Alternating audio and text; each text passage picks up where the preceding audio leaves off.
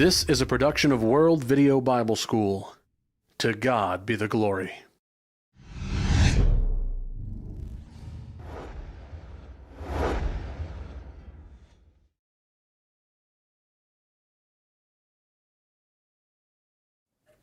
Well, let's see, what am I going to wear today? You know, that's a question that each of us has to ask ourselves every day. And there are several factors that help us answer that question. One factor would be, what am I going to be doing today? I'm not going to wear a suit if I'm going to be doing yard work. Another factor would be, of course, the weather. And I'm not going to wear short sleeves if it's going to be very cold outside. But you know, there's another factor that we need to consider every time we go to our closet, and that is the modesty factor. If you've been to the mall recently or turned on the television or looked at billboards as you've driven down the highway, then you know that our country has a serious problem with the way that we clothe ourselves. Sexually provocative is the way of the day, and it would certainly be an understatement to say that the world is confused with regard to how we should clothe ourselves. I want you to notice this cartoon that a friend of mine drew. In the cartoon, the doorbell rings, and one girl says, "Oh dear, that's the doorbell, and here I am in my underclothes." The other girl, who's actually wearing far less, says, "I'm dressed, I'll get it." I like the cartoon because it illustrates very well how confused our society is with regard to the clothing issue. And it's gotten to the point that people are really not even embarrassed about the exposure of their bodies. In fact, it's encouraged. There's a commercial that I've seen, I think it's about dieting, but the whole theme of the commercial is to lose enough weight so that this woman will be able to wear this little bitty bikini and to show off her body at the beach. And she's not embarrassed about it. You know, in Jeremiah chapter 6, Jeremiah says that the people of his day had lost the ability to blush. Listen to the words of Jeremiah 6:15. Were they ashamed when they had committed abomination? No, they were not at all ashamed, nor did they know how to blush. And you know, we live in a world just like that today. Many people today have lost the ability to blush over the exposure of their bodies. They're just like the people of Jeremiah's day. They're not ashamed. I know a man in his 70s, and he told me that when he was young, girls blushed when they were ashamed. He said, but now they're ashamed when they blush. One preacher said, I'd like to find out what kind of fruit Adam and Eve ate that made them realize they were naked. He said, because I'd like to pass it around again. Now, he said that tongue-in-cheek, but he's right, because many people need to have their eyes opened about what is appropriate and what is inappropriate. Because again, the world is very confused with regard to this matter of clothing. But a Christian isn't like the world. A Christian can't be like the world. We're different. We've been called out of the world. 1 John 2:15 says, "Do not love the world or the things in the world. If anyone loves the world, the love of the Father is not in him." Romans 12:2 says, "Do not be conformed to this world, but be transformed by the renewing of your mind, that you may prove what is good and acceptable and perfect will of God." But very sadly, this problem of immodesty, lack of clothing, has affected Christians, and it's crept into the church. You know, there are some places where men don't want to serve on the Lord's table because of young ladies who are dressed immodestly in worship. And there are wives who don't want their husbands to teach the teenagers because of the way that some of the young girls are dressed, or maybe I should say the way they're not dressed. And you know, this is a very unpleasant subject to teach about. And sometimes it's embarrassing both to the one teaching it and also to the hearers.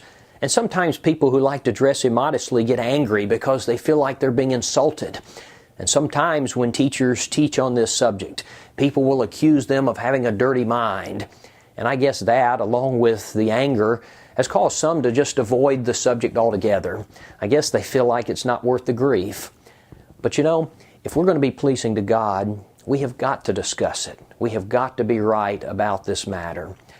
Whether or not we want to admit it, when a woman goes into public in modern-day swimming wear, or she's wearing short shorts or a short skirt, or with her midriff exposed, or wearing clothes that are too tight, she's doing something that's sinful. She's taking the sexual impulses that God has instilled in men to draw husbands and wives together, and she's corrupting them. She's allowing them to be cheapened. Now, she might not know that she's doing it, but she's distorting sex as God designed it. Now, why is it the case that man is sexually impressed by the woman? You know, it's not an accident. It's because God made us that way. Now, why did He do that? Genesis 2:24, therefore shall a man leave his father and his mother, and shall cleave unto his wife, and they shall be one flesh. The reason man is sexually impressed by and attracted to woman is because of God's design. But you know, there's a big difference in the physical attraction of a husband and a wife and that of a man who is physically attracted to a stranger on the beach or at the pool or at the mall. First, let's talk about the husband and wife.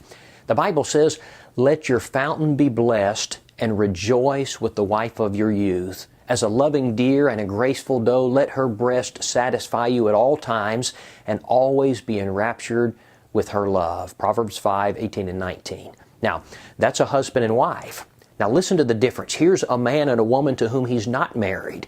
Matthew 5:28 says, but I say unto you that whoever looks at a woman to lust after her has already committed adultery with her in his heart. Now, someone might try to rationalize and say, well, so long as nothing physical happens, there's nothing wrong with it. I heard someone say it's all right to look so long as you don't touch. But you know, that's not right. The Bible teaches that God is concerned not only with our actions, but also with our hearts. Matthew 5:28. In Job 31 and verse 1, Job said, I have made a covenant with my eyes. Why then should I look upon a young woman? You see, Job understood that it would be wrong even to look on a young lady in a lustful manner. All right, this matter of properly clothing ourselves is certainly important, and the world's very confused about it. And so what I want to do is to list some considerations to help guide us in knowing how we ought to dress ourselves. Number one, the first consideration should always be what God said, God's law. You know, sometimes people will say, well, the Bible really doesn't tell us how to dress ourselves. But that's not true. The Bible does tell us. Some of it's very specific, and some of it's in principle. But the Bible does tell us. Now, I want to begin in the book of Genesis, Genesis chapter 2 and verse 25. The Bible says about Adam and Eve, they were both naked, the man and his wife, and they were not ashamed. Now, why were they not ashamed? Because apparently they weren't aware of the fact they were naked, according to verse 7. But after they ate of the forbidden fruit, the eyes of both of them were opened, and they were made aware of their condition. And they sewed fig leaves together, and they made themselves aprons. The New King James says coverings. Now, this word means a girdle or a loincloth. One version says they made themselves loin coverings. Another version says they covered themselves around the hips. But what's very interesting is that the clothing they made was apparently not adequate, because verse 21 says, also for Adam and his wife, the Lord made tunics of skin and clothed them. Now, this word for coats of skins is a tunic, a long shirt-like garment. Strong's Concordance even gives the definition of a robe. It was a garment that started at the shoulders and flowed down like a long shirt. Now, they had made themselves loin coverings, but the Lord made them robes and clothed them. Now, the implication seems to be that they were not adequately covered. And notice that when God came into the garden, Adam said, I was naked and hid myself. Now, he had fig leaves covering him in his loin area, but still he refers to himself as being naked. And God doesn't argue with him. God says, who told you that you were naked? Now, secondly, I want to consider another passage, this one from the book of Exodus, chapter 28. Now, the section of the chapter that we're going to be looking at is dealing with the making of the priest garments under the Mosaic system. Now, beginning in verse 40, the text says, this is from the New King James Version, for Aaron's sons you shall make tunics, and you shall make sashes for them, and you shall make hats for them for glory and beauty. So you shall put them on Aaron and his brother and on his sons with him. You shall anoint them, consecrate them, and sanctify them, that they may minister to me as priests. Now listen to verse 42. And you shall make for them linen trousers to cover their nakedness. They shall reach from the waist to the thighs. Now notice especially this phrase, they shall reach from the waist to the thighs. One version puts it this way, reaching from the hips to the knees. Now, what was the purpose of this garment? The text says to cover their nakedness. Thomas Eves, in his tract on modesty, he wrote, "In the Old Testament it was considered nakedness when one had his thighs uncovered." And he cites this verse as proof. So, what do we have so far? In order to be covered adequately, a garment started at the shoulders and it went down to the knees.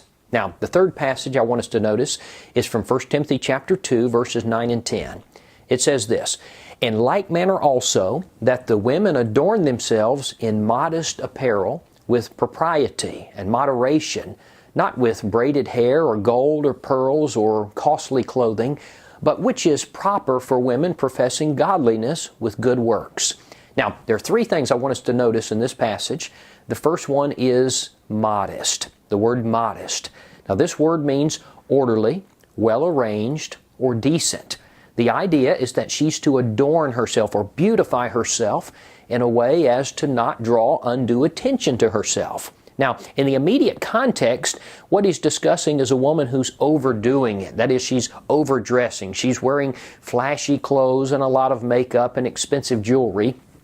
But you know, there's another way in which a woman could draw undue attention to herself, and that's by underdoing it. That is, by wearing too little, by wearing clothes that are too tight or too low or too short or too thin or too revealing.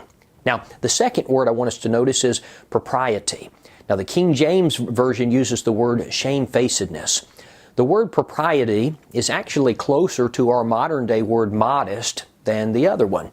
The Greek word for shamefacedness or propriety means a sense of shame, modesty. It's used regarding the demeanor of women in the church.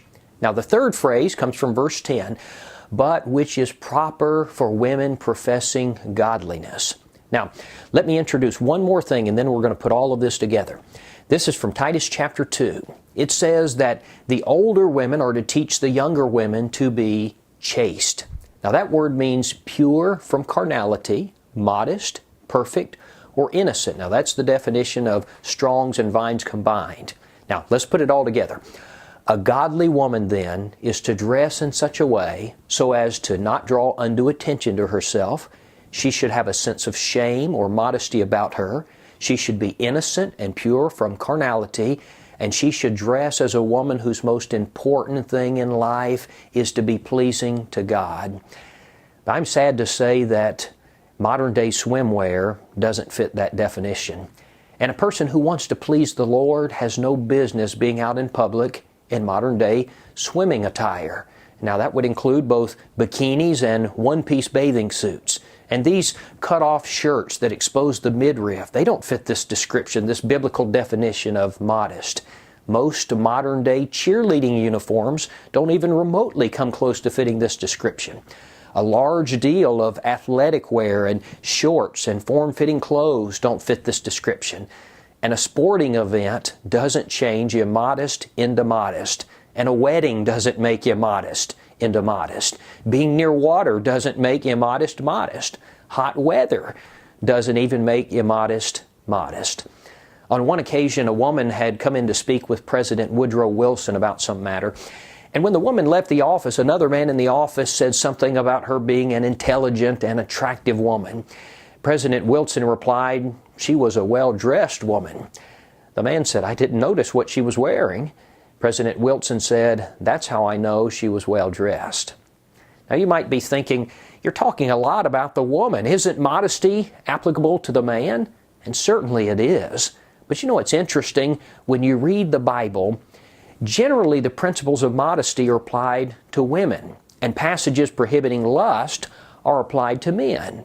Now, is that because women never lust, or because modesty doesn't apply to men? In both cases, the answer is no. It's because of the way we're designed. Lust is generally a bigger problem for the man than the woman. But all of these principles of modesty also apply to the man. If a man goes into public with his shirt unbuttoned halfway down his chest, or wearing no shirt at all, or wearing skin-tight jeans, he's doing something that is sinful, and no doubt something that could be a stumbling block for women. Now, that leads us to our second point. Our first consideration with regard to our clothing must be God. A second factor to consider when thinking about how to clothe myself, a second principle to guide me when determining how to dress, should be other people. If I'm living so as to please the Lord, then I don't want to do anything that would cause someone else to sin. I don't want to be a stumbling block in other people's path. And it is the case that the way I clothe or don't clothe myself can be a stumbling block for other people, which may lead them into sin. In Matthew 5:28, Jesus said, "Whoever looks at a woman to lust for her has already committed adultery with her in his heart." Did you realize that I can commit a sin in my mind that can cause me to lose my soul? That's exactly what the Lord says in this passage. Now, with that in mind, when I'm purchasing clothing, I need to think about other people. I need to think about what effect this clothing may have on them. One author wrote, "The leading fashion designers admit that the reason behind the short skirts and bare skin is to seduce men, and Christians certainly don't want to do that." Listen to Luke chapter 17 and verse 1. It says, "It is impossible that no offenses should come, but woe to him through whom they do come." One version says, "How terrible for him for whom they come." I don't ever want to be the cause of another person stumbling. Some years ago, there was a survey that was done among high school boys, and they were asked the question, "Can a girl tempt a boy by the way she dresses?" 98% of the boys said yes. They were asked the question, "Does fashion use sex appeal?" 96% of the boys said yes. They were asked, "Do you believe that boys are more stimulated by sight than girls?" 92% said yes. "Do you believe the passions of boys are A, more easily aroused than girls, B, less easily aroused, or C, the same?" 87% answered A, more easily aroused. They were asked, "Do you feel that girls really understand the problem of immodest apparel?" 50% of the boys said no, we don't think so. They were asked, "Which part of the female body as seen in public most quickly arouses your emotions?" 60% of the boys answered legs. They were asked, "If you were married, would you want other men and boys to lust after your wife?" 96% said no. And then they were asked, "If she dressed like most girls do today, would most boys be tempted to lust after her?" 77% said yes. Now, what does this survey tell us? Well, for one thing, it should tell us that the way we dress can and does affect those around us. You know, sometimes people will say, "Well, it doesn't matter how I dress or how I don't dress. People are going to sin or they're not going to sin." I want you to think about 2 Samuel chapter 11. Here's King David, and he's walking on the roof of the king's house, and he sees Bathsheba washing herself, evidently unclothed, at least to some degree. And the Bible says she was very beautiful to look upon. And you know the story how David sent for her and committed adultery with her. Now, do you think that she would have had the same effect on David if she had been completely covered in a godly manner? I think we know the answer to that question. It is a fact that the way that we dress can tempt individuals in ways that they would not otherwise be tempted. Well, sometimes people will say, "Well, it's the person lusting who's sinning, not me. Evil is in the eye of the beholder." Well, first, that's not true. Secondly, it shows a very low regard for the souls of other people. And thirdly, it's not even logical. If evil is only in the eye of the beholder, as people say, then it would be okay for a person to go out in public totally nude, and the only one doing wrong would be the person who was the beholder. If a person has concern for the spiritual well-being of others, then that person should be careful about how they dress. I saw an excerpt from a church bulletin that had these words: "Dear sisters, on behalf of and for the benefit of men who are seeking to live in accordance with the will of God and to keep themselves pure and holy, to the end that you do not encourage them to lust, and for your own eternal welfare, please do not call undue attention to yourself or expose yourself by wearing immodest apparel. Godly men do not want to see your thighs or more in clothing that's too short, your cleavage in tops that are too low, your navel in tops that are too short, your undergarments in clothing that's too thin, nor the curves and characteristics of your body in clothing that is too tight. Please look in the mirror at yourself, front and back, and ask yourself if your attire is becoming one professing godliness. You may need to make some changes." Remember that the Lord said, "Whoever looks at a woman to lust for her has already committed adultery with her in his heart." Now, in light of that, we need to consider other people when we're choosing our clothing. Now, a third consideration when we're thinking about how we're going to dress should be the church. For people who are members of the church, this is especially important because people who wear the name Christian are representatives of the Lord's body. And the way that I conduct myself reflects on the precious church of God. You know, there's a very interesting passage in 2 Corinthians 3 and verse 2. It says, "You are our epistle, written in our hearts, known and read by all men." Now, what's Paul saying there? He's saying that Christians are walking Bibles. You are living examples of our teachings. Now, what happens when Christians dress immodestly? Christians need to realize that they are a holy people, 1 Peter 1, 15 and 16. And as Christians, we need to set our mind on things that are above, not on things on the earth. We need to guard ourselves and not be conformed to this world, Romans 12:2. When other people know that I'm a member of the Church of Christ, and they hear me stand and defend the plan of salvation and what the Bible has to say about baptism and the proper type of worship, and then they see me dressed in provocative clothing or publicly engaging in practices that much of the world even views as sensual, how are they going to view the church? Now listen to this description of what Christ thinks about His church. "Husbands, love your wives, just as Christ also loved the church and gave Himself for it, that He might sanctify and cleanse her with the washing of water by the Word, that He might present her to Himself," now listen, "as a glorious church, not having spot or wrinkle or any such thing, but that she should be holy and without blemish." Ephesians 5:25 through 27. Now, for just a minute, I want to talk about some of the false ideas that people have about immodest clothing. One idea that some people have is that immodest clothing is acceptable if you're involved in a sporting event. Now, we've already mentioned this briefly, but the Bible doesn't lay aside principles of modesty so that I can swim faster, or so that I can do gymnastics, or even to be a cheerleader. If you've ever watched the Summer Olympics, you know that in some of the sports, the clothing is nearly non-existent. And for some strange reason, even people who would normally oppose 95% nudity don't seem to have a problem with it because they say it's a sporting event. You know, it's a false idea, and God doesn't make exception for this. In the marriage relationship, it's appropriate to see each other so scantily clad. 1 Corinthians 7:4 says, "The wife does not have authority over her own body, but the husband does. And likewise, the husband does not have authority over his own body, but the wife does." But there's no verse that makes exception for sporting events. Number two, sometimes it's argued people see so much nakedness these days that they just really don't pay any attention to it anymore. But you know, that's simply not true. I might eat my favorite food until I'm sick of it, and I might lose my hunger for it. But God hasn't made us that way with reference to sexual desires. And besides, if that's the case, explain to me why cheerleaders wear those skimpy little uniforms even in the dead of winter. One preacher was talking about mixed swimming, and he wrote this. He said, "There's not an ordinary man who can look at a woman clad in nothing but a bathing suit for a long time without entertaining evil thoughts. But some will say, 'It does not bother me.' One who says that may be so young that his passions have not arisen, or he may be so old that they have subsided, or he may be so ignorant that he doesn't know what's going on, or he may not be normal, or he may be lying. He fits into one of these 5 categories, or he is a spiritual giant. But spiritual giants don't spend their time at mixed swimming parties." I think that's well said. Another false idea relates to our children.